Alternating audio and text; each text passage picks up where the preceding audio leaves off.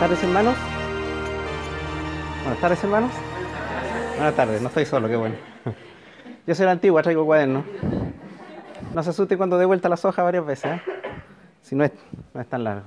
Bueno, para mí es un privilegio, un honor estar aquí esta tarde. No tengo nada que contarles que sea interesante para ustedes, salvo la palabra del Señor. Mi vida no es ningún ejemplo, ni quiero que me miren a mí, ¿eh? Escuchen lo que el Señor nos trae esta tarde. A mí ya me habló hace varias semanas, me viene hablando con lo que vamos a hablar hoy día. Y lo único que deseo es que como pueblo, como congregación, seamos todos edificados. Esta tarde vamos a cerrar este paréntesis que hicimos dentro de la unidad que se está hablando sobre la bienaventuranza. Y hoy terminamos con el cuarto tesoro que como pueblo de Dios tenemos. Se habló hace un par de domingos, hace 4 domingos, sobre el primer símbolo, que es la zarza allá que está ardiendo, sobre el pacto que Dios, que Jehová hizo con nosotros. Después habló sobre el Espíritu Santo, la importancia que es el Espíritu Santo en nuestra vida. Sin el Espíritu Santo no estaríamos aquí. Hablamos en forma importante sobre ese tema. La semana pasada sobre la victoria, esta cruz que está sobre este circulito sobre el mundo, la victoria de Cristo sobre lo que simboliza el mundo, lo que simboliza el pecado. Y gracias a esa victoria también nosotros estamos aquí esta tarde. Y hoy vamos a terminar con la última imagen, que es la más fácil de entender, es una Biblia. ¿Ya? No hay mucho que explicar. Con una flecha ahí que apunta hacia el cielo, que la Biblia es lo que nos permite conocer a Cristo, nos permite estar aquí, como ya lo dije. ¿Ya? Vamos a hablar un poquitito de eso en 4 puntos, así que vamos a pedir al Señor que nos dirija esta tarde. Padre nuestro, gracias, Señor, por estar aquí esta noche, Señor. Gracias porque tu palabra ha perdurado hasta nuestros días. Gracias, Señor, por tantos hermanos que han dado su vida, han entregado lo más valioso que un ser humano puede tener, que es justamente la vida, para mantenerla pura, Señor, para mantenerla tal como tú la trajiste a este mundo. Gracias, Señor, porque ha llegado hasta nosotros. Gracias porque tenemos la libertad y el acceso a ella, Señor, con toda facilidad. Hay tantos hermanos, Señor, en tantas partes que hasta el día de hoy, quizás en este mismo momento, están sufriendo porque no la tienen. Y si la llegan a tener, Señor, arriesgan cárcel, persecución y tantas situaciones, Señor, que nosotros quizás ni siquiera nos imaginamos. Gracias, Señor, por tu palabra. Y te pido que la sintamos como un tesoro, que la vivamos como un tesoro, que no solamente sea un tema intelectual, que sí, la Biblia es importante, sino que realmente la vivamos. Gracias por ella, Señor, y bendícenos esta noche en nombre de Jesús. Amén. Voy a pedir que pongan la primera imagen, por favor. El tesoro de la Escritura. Yo no sé por qué la letra se ve tan chiquitita, y en la mañana allá en Brasil se veía grande, aquí, pero se lee, ¿cierto? Ya, qué bueno. Las preguntas son vitales en la vida. Si uno no se hiciera preguntas, no avanzaría. Muchos de los grandes conceptos que la humanidad maneja partieron producto de una pregunta. Alguien se preguntó, ¿qué hacemos con esto? Y empezamos a buscar soluciones. Bueno, esta noche vamos a partir con una pregunta, y esta pregunta nos va la vamos a mantener todo el rato. ¿Por qué la Biblia debe ser considerada en tan alta estima? La Biblia dice, hay un canto antiguo, quizás los más antiguos se lo saben, hay uno que dice: tengo un tesoro precioso, regalo del Dios bondadoso, iremos siempre juntos, mi Biblia y yo. ¿Ya? Muy simple, para niños, cortito, pero con una gran verdad, una gran enseñanza. La Biblia es un tesoro, y lamentablemente no siempre vivimos con ese concepto desarrollado. Lo tenemos intelectualmente. Yo creo que ninguno aquí diría, no, la Biblia no tiene importancia. Pienso que todos sabemos que la Biblia es algo muy importante en nuestra vida, pero ¿cuánto de eso realmente lo vivimos día a día? Pues les voy a poner un ejemplo. Todos sabemos que el agua es vital, o sea, sin agua no hay vida. Incluso con este problema de la contaminación, con este problema del aumento de la temperatura global, con los deshielos, nos estamos dando cuenta que cada vez hay menos agua potable o agua dulce disponible. Y el agua en ciertos lugares se está haciendo muy escasa y está dificultando los cultivos, está dificultando la vida en general. Sabemos que el agua es un tesoro, pero ¿vivimos pensando que el agua es un tesoro? ¿O nos lavamos los dientes y dejamos la llave corriendo mientras nos cepillamos? Porque si pensaron que el agua de un tesoro es oro, cerraríamos la llave. O cuando estamos en la ducha, mientras nos jabonamos, dejamos el agua corriendo, ¿cierto? Son muy pocos los que la cierran, se jabonan y después abren el agua de nuevo. Porque claro, intelectualmente sabemos que es un tesoro, sí, muy valioso, ojalá que el agua nunca se termine, pero no vivimos como que eso fuera realidad. Y lamentablemente como cristianos, como dijo el Señor, nos pasa a veces muy parecido con la Biblia. Sabemos que es la palabra de Dios. Sabemos que gracias a la Biblia tenemos los conocimientos más elevados sobre lo que un ser humano podría aspirar, que es la salvación. Pero muchas veces la Biblia queda ahí relegada a un lugar secundario o terciario. ¿O no les ha ocurrido que el domingo, antes de venir aquí al culto, buscamos la Biblia y no la encontramos? ¿Y eso qué indica? Que en toda la semana no la tomé. Y a veces está ahí mismo donde la dejé el domingo cuando llegué a mi casa. O alguno dirá, no, es que yo la tengo en mi aplicación, en el celular, entonces no me pasa eso. ¿Y cuándo fue la última vez que entraste a leerla? Entonces, tenemos súper claro quizá el concepto de Biblia como algo muy importante, pero en nuestra vida muchas veces no se refleja. Ojalá que sea yo nomás con ese problema, pero por si hay alguno de ustedes con esa misma situación, vamos a hablar 4 puntos. En 2 Timoteo, lo que acabamos de leer, Pablo hace una alusión a Timoteo muy importante de lo que pasó desde su niñez. Y vamos a leer el primer punto, por favor. ¿Por qué la Biblia debe ser considerada en tan alta estima? Porque es una de las más preciosas herencias de la iglesia. El pueblo de Dios en la antigüedad era el pueblo de Israel. Un pueblo en que toda su vida política, religiosa, de costumbres, ética, moral, toda estaba basada en el Pentateuco, en los primeros 5 libros de la Biblia o la Torá para el mundo judío actual. Estaba todo basado ahí. Era tan importante que ellos no se les ocurría vivir sin cumplir esos mandamientos, esos reglamentos. Ahí estaba descrita hasta cómo tenía que ser la relación entre los amos con los esclavos. Está escrita la relación entre ellos con otros pueblos, entre los padres y los hijos. O sea, era de vital importancia. Y nosotros, como pueblo heredero de ellos, hemos recibido, o deberíamos darle la misma importancia que ellos le daban a la Biblia. Deberíamos darle la misma importancia. El pueblo de Dios ya no es el pueblo de Israel, ya no es el pueblo que está allá en Asia. El pueblo de Dios es la iglesia. Somos nosotros. Y si ellos le daban el valor que le daban, ¿por qué nosotros muchas veces no lo hacemos? El pueblo escogido en el Antiguo Testamento era el pueblo de Israel, el pueblo escogido desde la venida de Cristo, su muerte y su resurrección, es la iglesia. Era obligación para los padres y los adultos del Antiguo Testamento enseñar todo lo que Moisés escribió en esos 5 libros. Era obligación. Tengo acá una cita, voy a leer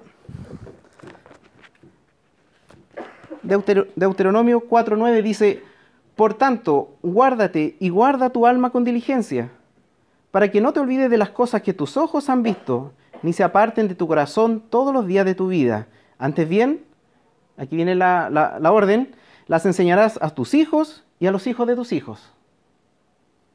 Hay otra cita en Deuteronomio, está por aquí cerca, dice: por tanto, pondréis estas mis palabras en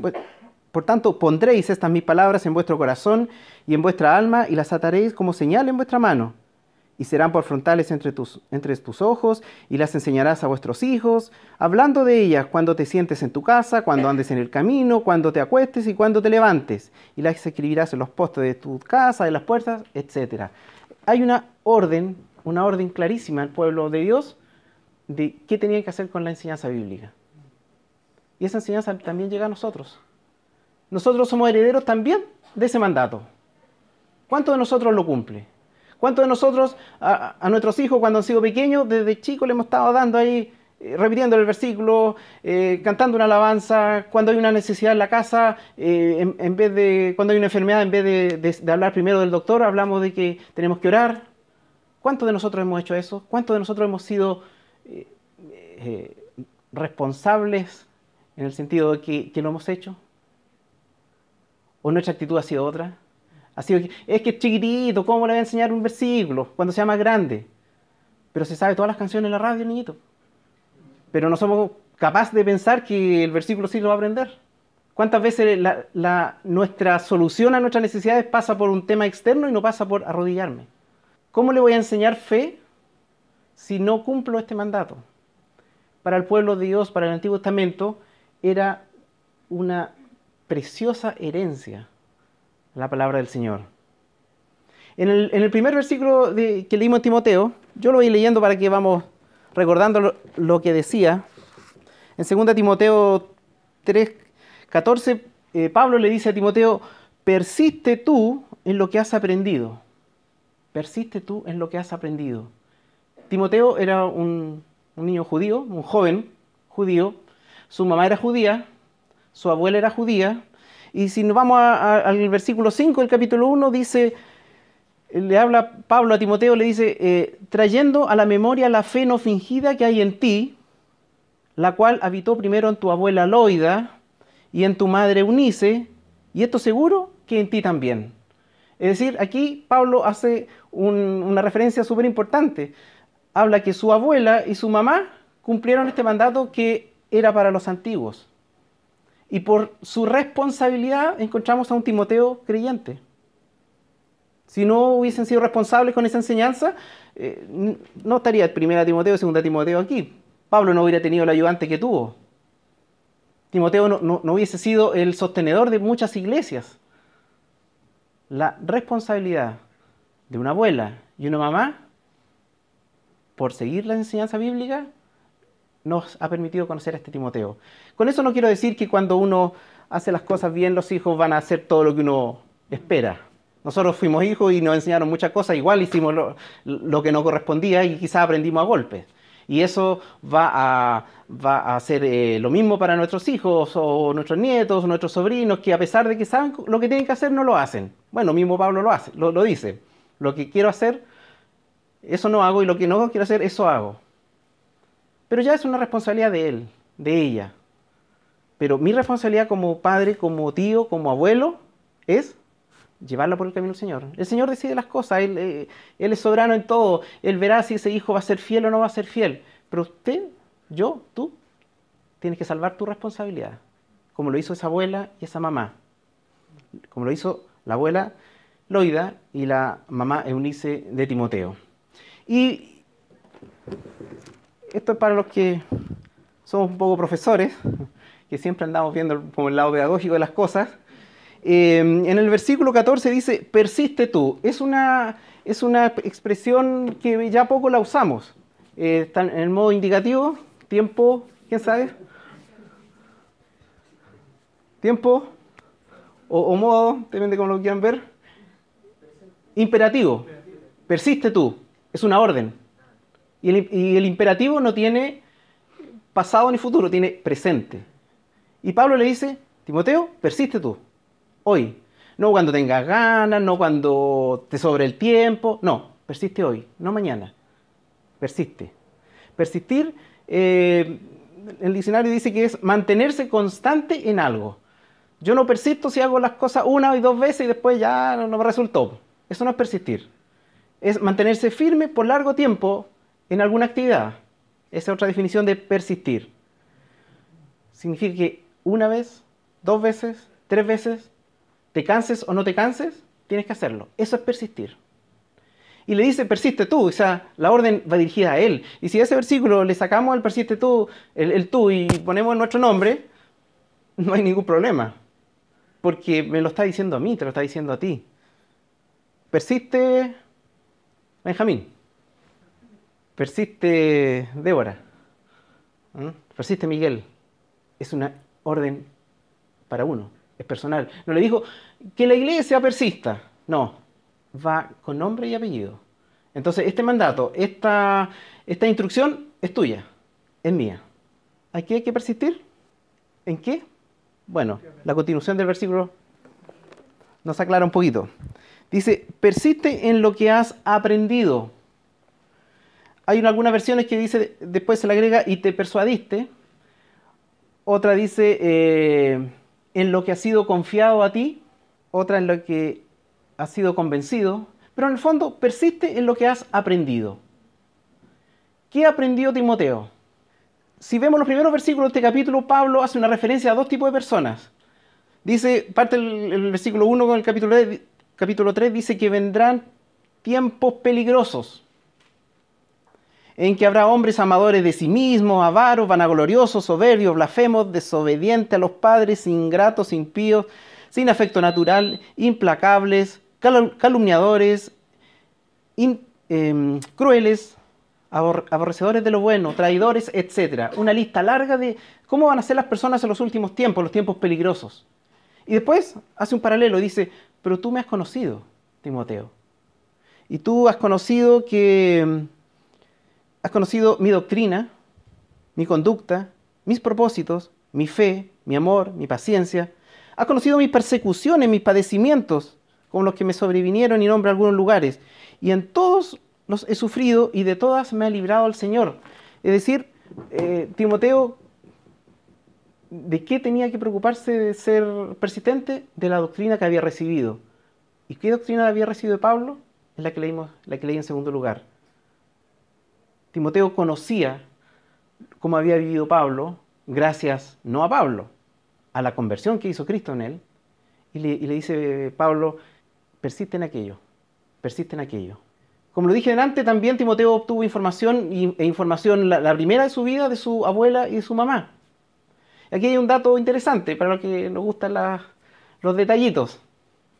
En Hechos se nombra que dice que Timoteo era un joven, Pablo lo conoce, y dice cuya madre era judía, creyente, hace la aclaración, porque no todos los judíos eran creyentes, y en un tono, no quiero decir así como mirándolo en menos ni nada, pero dice, y de padre griego. Así como que el papá era griego, ¿ya? No menciona que era un padre griego creyente. Podemos pensar que no lo era, porque si hubiese sido, quizás lo hubiera notado, como hizo referencia a que su mamá sí era creyente. ¿Y qué pasó con la responsabilidad familiar, matrimonial? La mamá no dijo, que como el papá seguramente no era creyente, pucha, ¿cómo le voy a enseñar a mi hijo? No. Además que él no es judío, el papá es griego, quizás voy a tener un problema familiar si me meto ahí a enseñarle. No, la mamá tomó la iniciativa y la llevó a cabo. La responsabilidad es ambos padres, pero si en algún matrimonio uno no es creyente, el otro es el responsable. No puede dejar a un lado esa responsabilidad. Algún día el Señor nos va a preguntar por esa responsabilidad. ¿Y qué le voy a decir? Voy a recibir la reprensión de que mal siervo ha sido y se me quita el talento. Tengo que ser fiel. Aunque tenga un talento, una cosita. Esa tengo que ser fiel. Entonces, ¿en qué tenía que ser fiel Timoteo? En lo que había aprendido. Y tuvo una muy buena enseñanza de Pablo y tuvo una muy buena enseñanza de su abuela y de su mamá. Y el hecho que su mamá haya cumplido, su mamá salvó su responsabilidad y le demostró a Timoteo que desde pequeñito la palabra del Señor era una preciosa herencia, que valía la pena entregárselo a los hijos. Uno quiere entregarle a los hijos lo mejor, ¿cierto? O sea, difícilmente alguien va a querer heredarle a un hijo algo que le va a hacer daño. Difícilmente alguien va a querer que su hijo le copie a uno las malas costumbres. Si su abuela, su madre le enseñaron, es porque ellas veían que era lo mejor y era parte de su responsabilidad. El segundo punto, por favor. ¿Por qué debe ser considerada tan alta estima? Porque con ella conocemos a Cristo. Mire que obvio y que a veces ni siquiera le damos importancia. Podemos leer muy buenos libros cristianos, Podemos tener muy buenas conversaciones, podemos instruirnos de muchas formas de cómo vivir una vida cristiana. Pero esos muy buenos libros están basados en la Biblia. La Biblia es la base de cómo yo conozco a Cristo. No puedo conocer a Cristo de otra forma. No puedo. Y si lo conozco de otra forma, van a ser cosas tangenciales, cosas que no están basadas totalmente en la Biblia. A lo mejor a Cristo lo conozco y como lo expresa la Biblia a través de la naturaleza. ¿Sí? Muchas comunidades antiguas que no tenían acceso a la Biblia, ellos se intuían de un ser superior, de un creador, porque veían las cosas espectaculares de la naturaleza. Pero la naturaleza es una parte, es una enseñanza un poco velada de lo que es Cristo. La verdadera enseñanza, la correcta y la que necesitamos, está allí, en su palabra. No podemos conocer a Cristo de otra forma. El versículo 15 dice,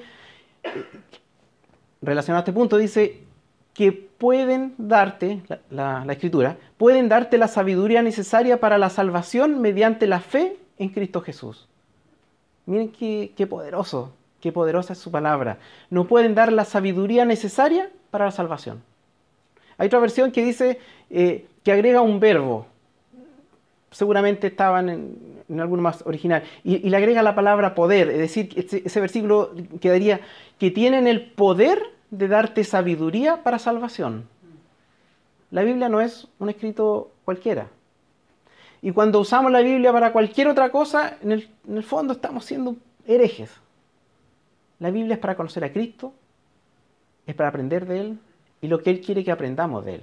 Porque obviamente que no está todo el conocimiento de Cristo ahí, pero está lo esencial. Está la forma en que yo obtengo la fe para recibir sabiduría y ser su hijo. Cuando tomamos la Biblia para reírnos, para hacer algún chiste, estamos tomando la palabra de Dios para eso. Tengamos cuidado. Seamos respetuosos de quién es esta palabra. ¿No es acaso este un punto suficientemente importante como para sentir la palabra del Señor como un tesoro? Debería serlo, debería serlo. La Biblia tiene el poder para darnos salvación. No podemos aspirar el ser humano a algo mejor que ser salvos. Está bien aspirar a tener un buen trabajo, una buena familia, un buen pasar, aspirar a una vejez sin sobresaltos, súper bien. Y ojalá que todos podamos aspirar a eso y obtenerlo. Pero lo esencial aquí, a lo que puede aspirar el ser humano es a ser salvo. Y la única parte donde encontramos el camino para aquello, para entenderlo, es ahí. Es la Biblia. Con eso nos debería bastar. Para amarla, para cuidarla, para tenerla siempre al lado. Pero para leerla. Por osmosis no resulta. Para leerla. Sin ella no tendríamos el conocimiento exacto de la voluntad de Dios. ¿Cómo sé lo que Dios quiere para mi vida si no lo escucho a Él? Porque leer es escucharlo. ¿Cómo obtendría el conocimiento exacto de lo perdido que estaba? ¿Ser salvo? ¿Salvo de qué? Si no sé de qué estaba tan perdido. La Biblia es la única fuente de poder obtener ese conocimiento. Sin ella no tendríamos el conocimiento de nuestra terrible, vergonzosa y humillante condición pecaminosa. Yo por estar parado aquí adelante no soy mejor que ustedes, quizás soy más pecador que ustedes. Solamente la misericordia de Dios me tiene aquí repitiendo lo que Él quiere que ustedes y yo escuchemos, nada más. Esa condición de pecado que cada uno tiene, solamente la da el Espíritu Santo a través de su palabra. Sin ella no tendríamos el conocimiento de su infinito amor.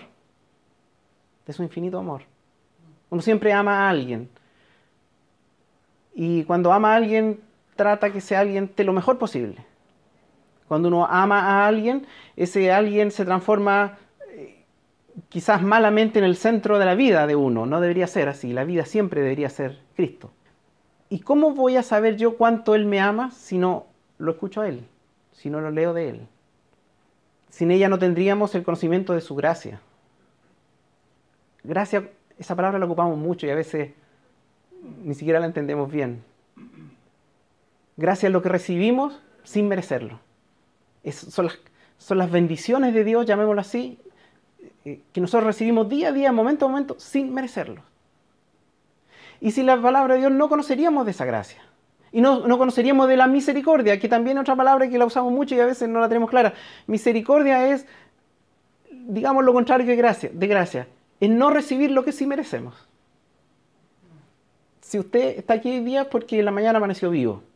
Yo también. Debimos haber amanecido muertos. Porque la paga del pecado es muerte. Estamos aquí. Eso es misericordia. Eso es misericordia. Yo hasta hace un tiempo decía, pucha, qué lata haber amanecido vivo. ¿Por qué no mejor a mi muerte estar en la presencia del Señor? Hasta que después me di cuenta que no, pues. Escuchando un mensaje me di cuenta que no, que si estoy vivo es pura misericordia del Señor y debería agradecerle. Y ese día debería vivir de tal forma en que otros también alcancen esa misericordia, también alcancen esa gracia. Sin la Biblia no conoceríamos el camino hacia la salvación, no conoceríamos la historia de la redención. Y así podríamos hacer una lista larga, podríamos estar hablando toda la noche de lo que no tendríamos, de lo que no conoceríamos, sin el conocimiento y el amor hacia la Biblia. Y la segunda parte de este versículo, la segunda parte del versículo dice, las cuales te puedan hacer sabio para la salvación por la fe que es en Cristo Jesús. Por la fe que es en Cristo Jesús. Ese es un tremendo tema, la fe. Sería para una cantidad de predicaciones enormes. Pero es imposible tener fe, dice otro versículo, sin haber oído la palabra. Y habla de una cadena ahí. El conocimiento de Cristo viene por el oír, y el oír nos produce la fe. Y la fe nos permite creer. O sea, ni siquiera de eso somos partícipes. Dios lo hace todo. Amén. Dios lo hace todo. Pero la fe viene por el oír. ¿Cómo vas a tener fe en algo que no conoces? Yo no puedo tener fe en algo que sucede en otro lado del mundo si nunca he tenido mayor idea que existe.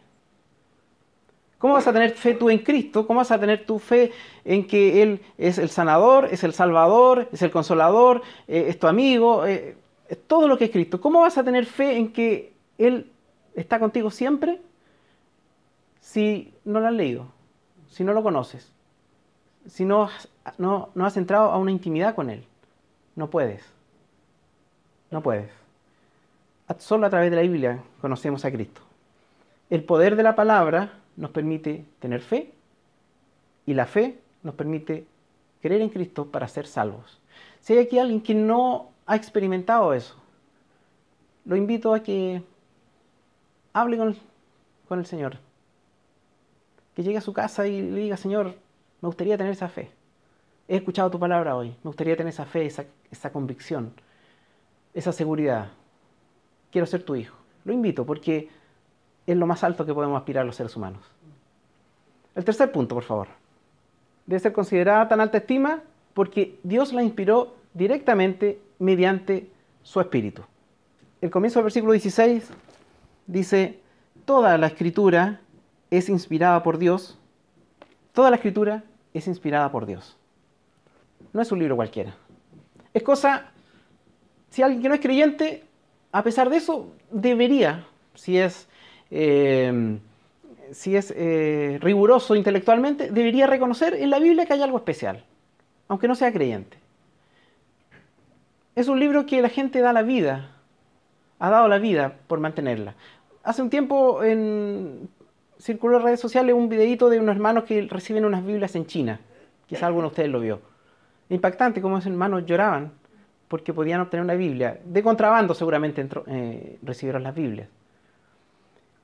Hace muchos años leí un libro que hablaba sobre un hermano. No sé el nombre de él porque el libro usaba un seudónimo, hermano Andrés. El traficante de Biblias se llama el libro. Incluso tiene en la actualidad una organización que se llama Puertas Abiertas. Quizá alguno de ustedes en Facebook es seguidor de esa página. Ese hermano conoció al Señor siendo joven, alrededor de los 20, 25 años, y conoció al Señor en una situación muy especial. Él fue a otro país porque él era holandés, es holandés, y él fue a Alemania cuando Alemania estaba dividida, a la Alemania Oriental. Y fue allá por una actividad deportiva, me parece que fue, y él no tenía ninguna intención, él no era cristiano, ninguna intención de Dios, de la Biblia, de hablar de él, nada más. Él fue porque allá iba a participar. Y estuvo varios días allá y se empezó a sentir solo. Se empezó a sentir solo. En un país donde hablaban un idioma distinto, era todo distinto. Andaba con su grupo de amigos del colegio, de la universidad, no recuerdo bien, pero él estaba en un lugar que se sentía solo. Entonces, son esas cosas que hace el Señor solamente. Él un domingo dijo, voy a salir a buscar una iglesia. Allá en Holanda mi familia va a una iglesia, yo cuando chico iba a una iglesia, voy a buscar una iglesia, por último para escuchar unos cantos que me sean familiares. Y empezó a buscar iglesia y no encontró. Estaba en Berlín, ni una iglesia. ¿Cómo es posible? Ninguna iglesia. Allá en Holanda la iglesia, cada 3 cuadras una iglesia. Y no encontró una iglesia. Y él quedó con ese sentimiento. Entonces empezó a buscar, dijo, voy a buscar un lugar donde haya algo que me familiarice. Y dijo, cuando chico iba siempre con mis padres a las librerías cristianas. Y voy a ir a una librería cristiana, porque él sentía sentirse con algo conocido. No encontraba nada que le sea familiar. Y encontró una librería cristiana. No sé cómo se dio a entender entre holandés y alemán, no sé si habrá alguna similitud. El que sepa eso, pues me cuenta. Pero en esa librería habían libros, había de todo y no había Biblias. Una librería cristiana sin Biblias. No había Biblias, no estaban permitidas. Él volvió a su país, pasó una circunstancia que Holanda entra a la guerra, cae herido, y una de las enfermeras le predica y él acepta a Cristo como Salvador. Y él desde ahí hasta el día de hoy, hace poco leí sobre él, está muy viejito, o falleció hace muy poco, no recuerdo, pero era una persona de muy avanzada edad, toda su vida la dedicó a contrabandear Biblias. Y en ese libro es maravilloso, es una novela, si a alguien le interesa, pues me la pide. La tengo sin tapa, sí, porque es muy antigua, pero está casi completa ya, te la voy a prestar. Es muy bonito.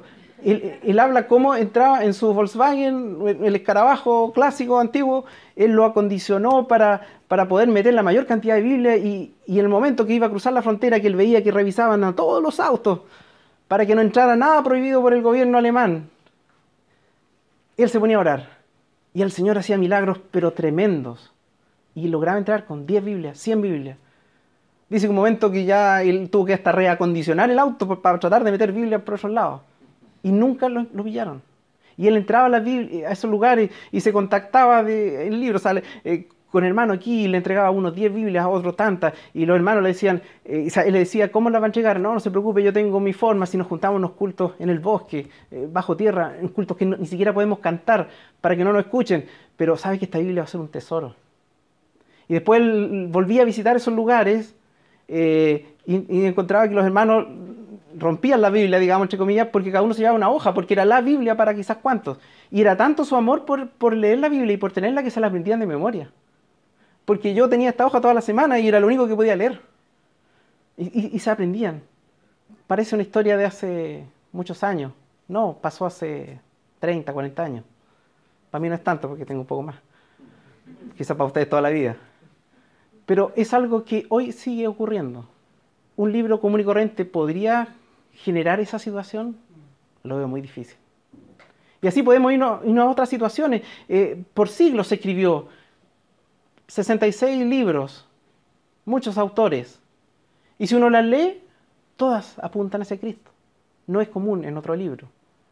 Hay libros tan importantes para la lengua española como El Quijote, los libros de Cervantes, en inglés, se me olvidó este autor, Shakespeare, etc., que han marcado un hito importante, pero la Biblia los ha sobrepasado a todos. Entonces, aunque alguien diga yo no creo en Dios, reconoce que la Biblia es algo importante. Hay escritos de grandes presidentes, premios Nobel, cristianos y no cristianos, que todos reconocen en la Biblia una palabra de autoridad. Dios la inspiró, no hay otra opción. No hay otra opción. En 2 de Pedro 1:21 dice, porque nunca la profecía, es decir, lo que tenemos acá en nuestra palabra, fue traída por voluntad humana, sino que los santos hombres de Dios hablaron siendo inspirados por el Espíritu Santo. Siendo inspirados por el Espíritu Santo. A lo mejor el que no cree en Cristo, que no cree en Dios, como creemos nosotros, porque muchos dicen creer, claro, existe un ser supremo, pero no pasan más allá, va a decir, sí, pero ¿qué valor tiene que la Biblia diga que fue inspirada por Dios? Es como que yo me tire flores yo mismo. Podría ser un buen argumento. Pero ellos no lo van a entender. Para entender sobre la inspiración de la Sagrada Escritura, hay que tener el Espíritu Santo. Y eso, gracias a Dios, lo tenemos nosotros. Entonces, cuando nos encontremos con alguien así, no nos enfrasquemos en una discusión, sí, pero yo te voy a mostrar aquí y para allá y para acá, porque al final va a ser una conversación eterna. uno de los errores que recuerdo haber cometido cuando recién nos casamos con Débora era que pasaba una persona, un testigo de Jehová por la casa. Y pasaba muy recurrentemente. Entonces al final ya teníamos como un grado de amistad, entre comillas, así que nos saludábamos y no la típica, antes digo, Jehová, y cerramos la puerta y nada, sino que ya lo invitamos, incluso un par de veces lo invitábamos adelante, pero con nuestro propósito de mostrarle que está equivocado. Y eran conversaciones que no terminaban nunca. Entonces él me trataba de convencer, nosotros tratábamos de convencerlo a él, y al final nos despedíamos y nos veíamos 2 o 3 meses más y seguíamos lo mismo, y era una discusión vana al final. Porque si no está el Espíritu Santo viendo nosotros, hay muchas verdades que no vamos a entender. Y gracias a Dios que lo tenemos. Y si tú no lo tienes y quieres tenerlo, acércate a Cristo y reconócelo como tu Salvador. Pablo nos exhorta a amar la Biblia por su autoridad, porque no es un libro humano, es un libro divino. Pablo nos exhorta a leerla, a quererla, a apreciarla, a aprenderla, porque es la palabra de Dios. ¿No debería bastarnos con eso? ¿No debería bastarnos con eso? Cuando recibimos una carta, un email ahora, un WhatsApp de alguien que la apreciamos, no lo borramos, lo dejamos ahí. O si viene una foto de alguien que es muy importante para nosotros, una situación importante, y la guardamos la foto, y cada cierto tiempo la vemos, a veces lo dejamos fondo de pantalla, ¿cierto? Y tratamos de que esté permanente en nosotros. ¿Y qué pasa con la Biblia? Es la palabra de Dios, es lo que nos permite conocer a Cristo. Y a veces como pueblo somos bien desobedientes. Nos olvidamos fácilmente de ella. Es nuestra condición pecadora. Por naturaleza, ninguno de nosotros se despierta en la mañana diciendo, hoy voy a buscar a Dios. Lo primero, quizás la mayoría decimos, hoy 5 minutos más. ¿Cierto? Ninguno de nosotros se despierta, no sé, a las 5, a las 6, a la hora que he escuchado a algunos que despiertan realmente temprano. Pero pocos son los que dicen, despierto y lo primero que hago, y siento el deseo de tomar la Biblia y orar. Poco lo he escuchado. Esa debería ser nuestra actitud. Debería ser. El Espíritu Santo habló sobre los escritores, no los autores. Son los escritores. El autor es Dios. Los escritores son muchos. En algunos casos les dictó textualmente, son pocos, pero hay casos que dice, y Jehová le dijo a tal persona, escribe, y y escribe. Son pocos los casos. Existen. En la mayoría de los casos, el Espíritu Santo actuó sobre la mente, sobre el corazón, sobre la memoria, sobre los recuerdos de estos escritores. Dios respetó la educación que tenían los escritores, respetó el estilo, la información que ellos tenían. Es cosa de ejemplo. Para dirigir al pueblo de Dios, necesitaba un hombre como Moisés, que escribió los 5 primeros libros de la Biblia. Un hombre que supiera de tácticas militares, que supiera de dirigir un pueblo 40 años en el desierto. O sea, no es un pueblo que vivía ahí en el Caribe, que rico todo el día, todo pasando, sino que difícil. Y necesitaba un líder, un hombre que supiera gobernar y que supiera armar equipo de trabajo. Dios respetó su educación, por supuesto. ¿Qué mejor que Moisés, que se crió en el palacio del faraón, donde le enseñaron estrategia de dirigir masas, estrategias militares, etc. Todo lo que necesitó en el desierto lo aprendió ahí y escribió. Y Dios respetó su forma de escribir. Si vemos a un Pablo, un hombre que según algunos libros, no algunos, pero hay un libro que hace mención a cómo fue educado Pablo. Dice que fue educado a los pies de Gamaliel, que era el sabio, el filósofo de ese tiempo. Bueno, leemos a Pablo y Pablo es profundo. O sea, si lo leemos por encimita, pasó. Pero si ponemos atención a lo que escribe, Pablo es profundo. Se nota que ahí hubo una educación profunda, importante. Y Dios respetó eso. Si vemos a Lucas, un médico, un hombre dedicado a las ciencias, ¿cómo se conocía la ciencia en ese tiempo? No la traspasemos a nuestra forma de ver la ciencia. Pero Lucas fue un hombre riguroso y escribió como un hombre de ciencia. Entonces, Dios a algunos les dijo, escribe esto textualmente, y a otros usó sus dones, sus capacidades, su conocimiento, sus recuerdos, su educación, para escribir lo que escribieron. Pero el centro, el objetivo, siempre se mantuvo. Siempre se mantuvo. Dios los inspiró directamente. Y por último, el cuarto punto, ¿Por qué debería tener tan alta estima para nosotros? Por su utilidad inigualable. Los seres humanos estamos acostumbrados a hacer cosas porque nos convienen, ¿cierto? O sea, si yo sé que algo me va a causar un perjuicio, no lo hago. Eso es obvio. O sea, si yo sé que a fin de mes no me van a pagar, no voy a ir a trabajar. Salvo que tenga un acuerdo con mi empleador. Pero si yo sé que a fin de mes la empresa va a quebrar y no me van a dar ni uno, me busco a buscar trabajo. No voy a trabajar. Todos tomamos decisiones, realizamos actividades por algún beneficio que viene después. O sea, si yo me vacuno, no es porque me gusta que me vacunen, es porque espero no contagiarme de alguna enfermedad importante. Si voy a dejar de comer, o sea, si tengo que dejar de comer con sal, cosa que debería hacer yo, y que hago poco, es porque no quiero sufrir un infarto ni ningún asunto relacionado con el sodio en mi cuerpo. Entonces me sacrifico, hago el esfuerzo. Siempre hacemos las cosas por alguna recompensa. Y Pablo nos dice aquí, porque es útil. Porque es útil. Todas las cosas que hacemos es porque es útil. Si yo sé que una acción a fin de mes se va a desplomar, no la compro. En cambio, si sé que a lo mejor se va a duplicar el precio en poco tiempo, hago el esfuerzo de comprar unas pocas que sean, porque me va a dar una utilidad. Si yo sé que levantarme temprano todos los días va a significar tener un sueldo a fin de mes que va a sustentar a mi familia, me levanto. Hago el esfuerzo. Me sacrifico. Porque voy a tener una utilidad. Y Pablo nos dice, amar la Biblia, obedecerla, leerla, tiene una utilidad. Y a veces ni por eso lo hacemos. ¿Qué nos dice, siguiendo con los versículos de Timoteo? Dice, toda la escritura es inspirada por Dios, y lo acabamos de leer. Dice, y útil para enseñar. Mi versión acá dice, para redarguir, para corregir, para instruir en justicia. ¿Tiene una utilidad? La tiene. La palabra dice que me enseña. ¿Qué es enseñar? Profesores, ¿qué es enseñar? Es producir un cambio, ¿cierto? Es una de las traducciones así como más rebuscadas, ¿cierto? Es producir un cambio de conducta, eso es una enseñanza. Pero más simple es impartir conocimiento. A todo el mundo le estamos alguna vez enseñando algo y todos nos están enseñando algo.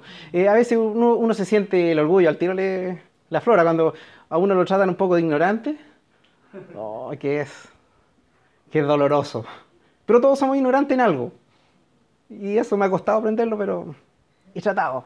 De repente me hablan de mecánica, yo le digo, ¿sabe que yo soy el más ignorante de mecánica? Si usted me dice que la pieza va ahí, le creo. Yo he aprendido después que no hay que decirle eso a los mecánicos porque se aprovechan. Pero todos somos ignorantes en algo. Y la Biblia es una fuente de enseñanza, de impartir conocimiento. Y el más valioso ya lo nombramos. ¿Cuál es? Conocer a Cristo. Porque a través de Él tenemos salvación. ¿Hay enseñanzas morales en la Biblia? Sí. ¿Hay enseñanzas éticas? También. ¿Hay enseñanzas de convivencia? También. Yo soy inspector general en un colegio y estoy muy relacionado con el manual de convivencia. Y hace unos 3-4 años nos llegó la instrucción de modificar todos los manuales de convivencia. Y las instrucciones me llamó mucho la atención. Las instrucciones de la solución de conflictos era bíblica. Bíblica. O sea, si hubieran puesto los versículos, hubiera pasado como una predicación. Dice, si tienen problemas 2 alumnos, júntalos, que lleguen a solucionar su problema, que conversen. Si no llegan a acuerdo, una persona con un rango superior, que los junte y los haga conversar. Nada más. Si no llegan a acuerdo, esa persona extra, ese tercero, va a ser el juez. Va a escuchar una parte, va a escuchar otra parte y va a tomar la decisión. ¿No les parece conocido? Si tienes algo contra tu hermano, ¿qué dice? Deja la ofrenda, anda y soluciona el problema. Si no se soluciona el problema, un testigo. Y si no, tenlo por anatema. Bíblico. La Biblia nos da para grandes cosas, para grandes enseñanzas. Es de una utilidad inigualable. Como le digo, hasta estas cosas que no tienen parecida, que no tienen nada espiritual, ahí las tienen. Sin olvidar que su utilidad máxima es para conocer a Cristo. Entonces, la Biblia nos enseña. Después dice que no reprende. ¿Qué es reprender? Llamar la atención, amonestar a alguien. Si tú conoces la Biblia, vas a poder enseñarle a otro y vas a poder reprenderle en amor. Pero si no conoces la Biblia y ves que tiene una falta, un pecado, a lo mejor te vas a enrabiar con él, le vas a decir hasta que no venga más a la iglesia. No, si tú conocieras la Biblia, te darías cuenta que a ti también te está reprendiendo siempre y tú por lo tanto tienes que hacerlo de la misma forma con el hermano. Y después de reprender, dice, la Biblia nos corrige, que es como una reprensión, pero con una enseñanza de enderezarlo. No solamente hiciste esto mal, sino que hiciste esto mal, pero haz esto otro. Cambia por esto, mejora. Esa es la diferencia entre reprender y corregir. Y al final nos dice este versículo, nos instruye en la justicia. Qué difícil es ser justo.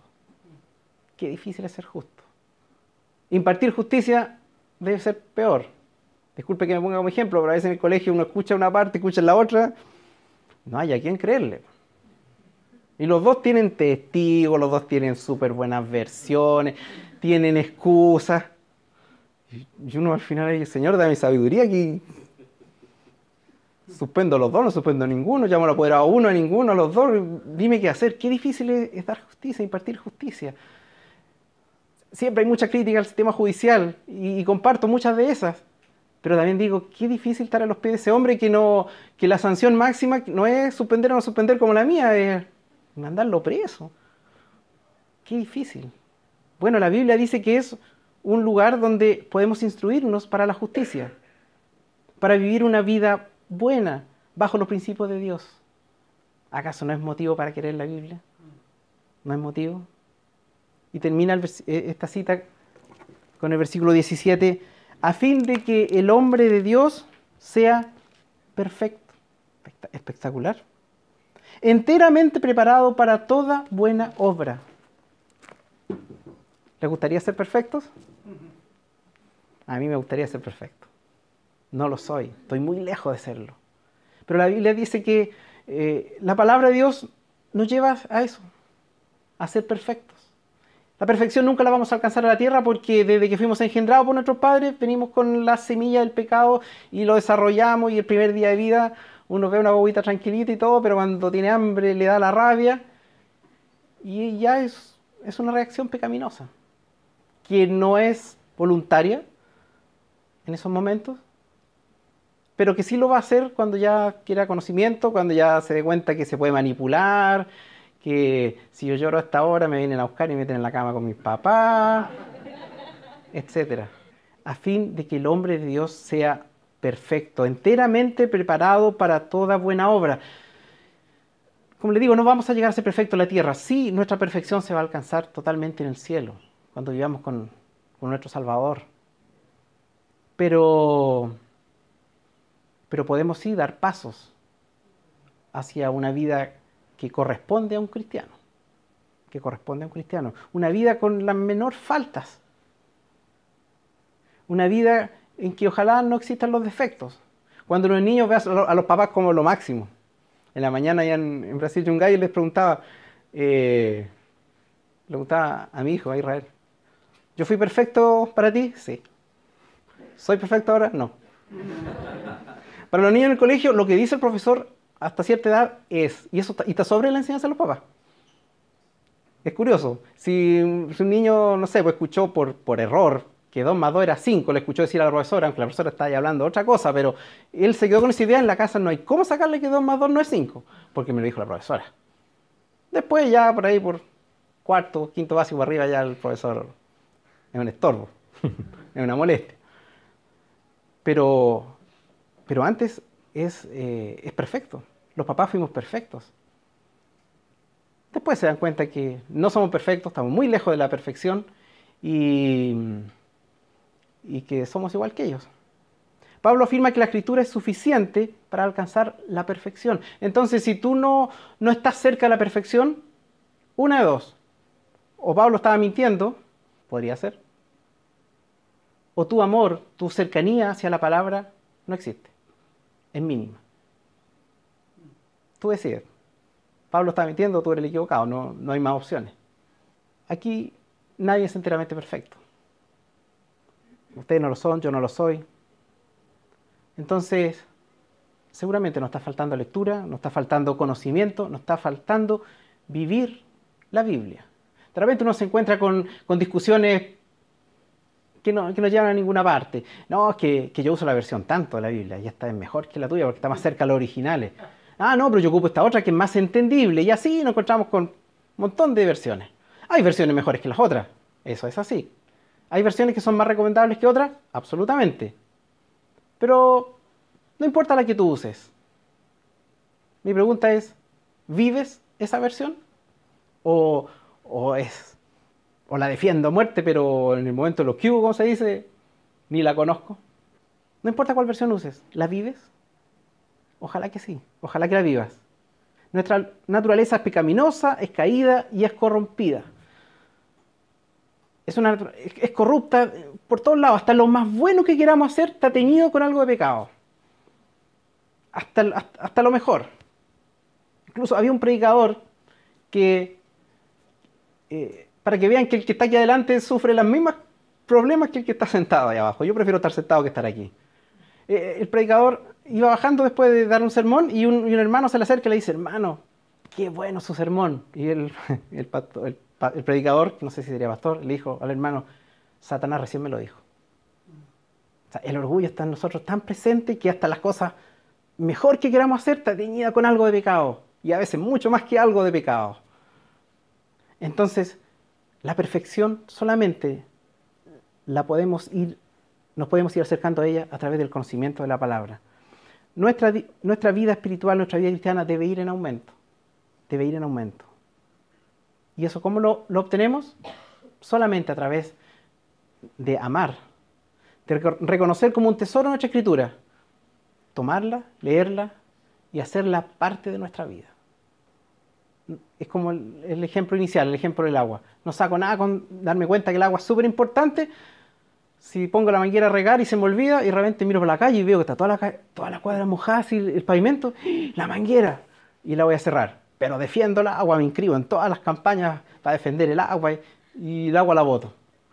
Es la misma situación si reconocemos que la Biblia es vital en nuestras vidas, pero no le hacemos caso. Oremos. Padre nuestro.